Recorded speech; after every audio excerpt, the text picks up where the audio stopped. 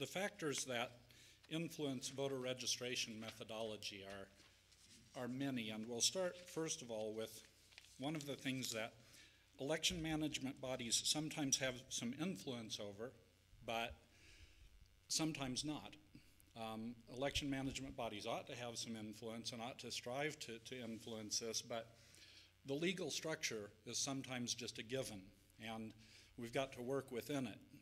hopefully at the same time while trying to influence and improve it. And it's really important to have an appropriate legal structure hierarchy,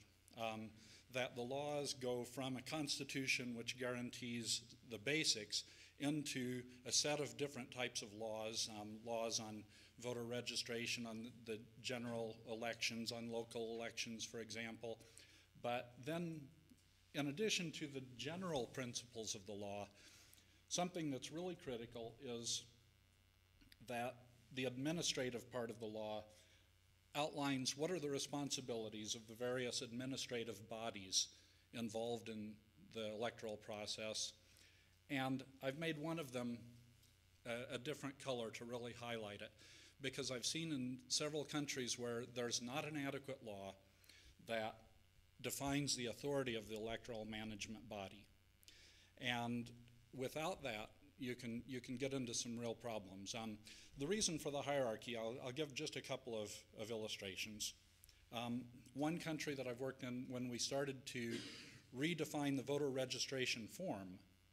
we found out that the questions that could be asked on the voter registration form were defined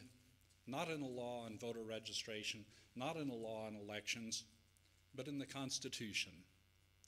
To change the voter registration form required a constitutional amendment. So it's really critical to have this type of hierarchy so that the electoral management body, in order to improve the process, doesn't have to go through back to Parliament, or especially not back to the Constitution, in order to make any changes to the voter registration process. I'll get to one of the major legal issues that popped up with that in one country and just a little bit later in the presentation. Now, the second issue that,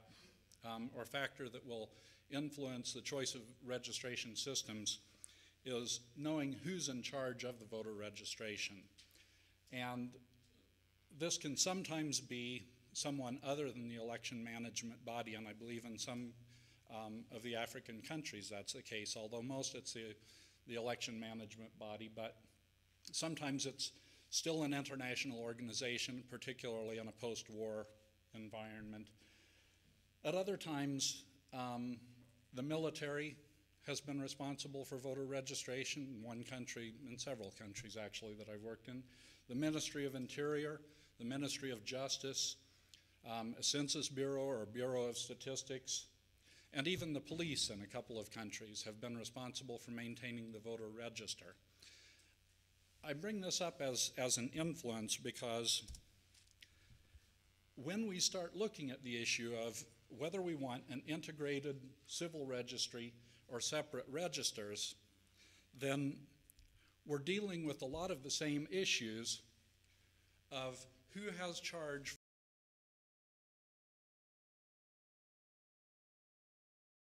for the voter registration. And if I go back to this slide and I look at, I think most of us would acknowledge the problems that we might encounter if the military is in charge of voter registration or if the police are in charge of voter registration. We have to deal with some of the same issues if the government is in charge of voter registration, as happens with the civil registry, which the voter register is produced from. Now, it's not a wrong model. However, if the government is in charge of the management of the voter register, it's important that we have a number of factors in place to guarantee that, that it's a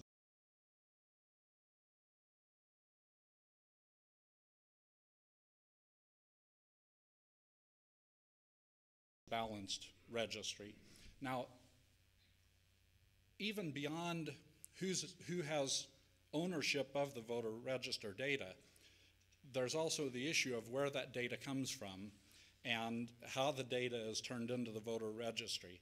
It's very helpful. A lot of times, if we have access to some government or other institutional data like population registry, voter registry, or births and deaths, marriages and divorces, immigration and immigration, defense forces, expatriates, internally displaced persons, refugees. Having all of those data sources is helpful for us compiling a register. However, when we start putting these things together, it's critical that the ownership of the final product somehow be passed into the hands of an independent and politically neutral body, like an election management body. Now, even when the voter registry is extracted directly from the civil registry, it's critical that it go through some type of depoliticization process, so that once the voter register data is handed off to the election management body, there has to be some period of display and an opportunity for political parties to scrutinize the data and verify that it really is accurate and that it hasn't been somehow slanted by being produced by the government. This goes back to the issue of trust that Khadija was talking about, that without that type of display and transparency, it's very difficult often to convince opposition parties that the governing party that had control over the data actually produced something that wasn't slanted in their favor.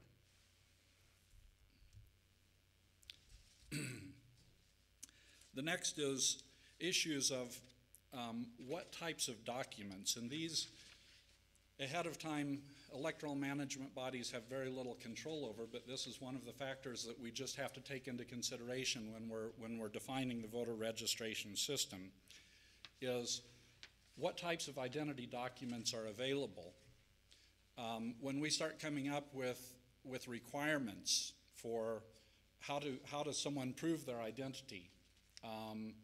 and how do they prove their eligibility to vote, things such as age, residency, citizenship,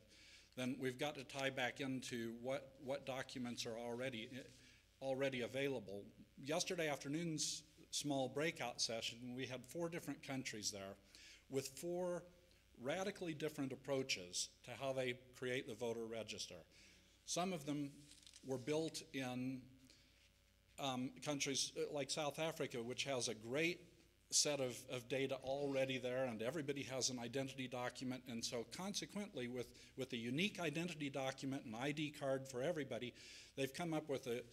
a great and innovative way of registering people just using